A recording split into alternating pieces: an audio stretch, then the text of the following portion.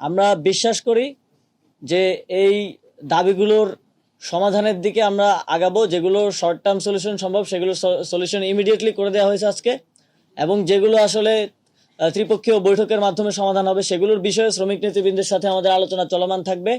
শ্রমিক নেতৃবৃন্দ এই আহ্বান জানিয়েছেন এবং আমরাও সরকারের পক্ষ থেকে এই আহ্বান জানাতে চাই যে আপনাদের ন্যায্য দাবিগুলো মেনে নেওয়া হয়েছে এবং যেই দাবিগুলো সময় সাপেক্ষে আলোচনার ভিত্তিতে আপনাদের শ্রমিক নেতৃবৃন্দের সাথে মেনে নেওয়া যায় সেগুলো আমরা মেনে নেব খুব দ্রুতই।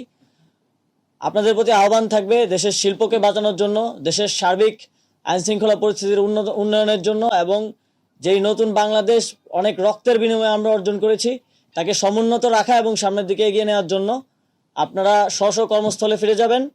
আগামীকাল থেকে প্রত্যেকটা কারখানা যাতে চলমান থাকে, প্রত্যেকটা কারখানা কার্যক্রম চলমান থাকে, আমাদের ইন্ডাস্ট্রি যাতে বাঁচে, আমাদের শিল্প যাতে হাতছাড়া না হয়, সেজন্য শ্রমিক, মালিক, সরকার সবাই ঐক্যবদ্ধভাবে আমরা কাজ করব। এবং শ্রমিকদের প্রতি আহ্বান থাকবে আপনারা কর্মস্থলে ফিরে যাবেন।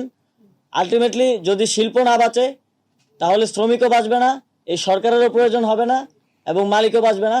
তাই আমাদেরকে শিল্পকে বাঁচাতে হবে, আমাদের ইন্ডাস্ট্রি যাতে আমাদের হাতে থাকে সেটা নিশ্চিত করতে হবে। এবং মালিক পক্ষের প্রতি আমার আহ্বান থাকবে যে শ্রমিকের যেই বেতন, যে জায়গায় বকেয়া বেতন আছে খুব দ্রুত পরিশোধ করার জন্য আপনারা ব্যবস্থা নেবেন।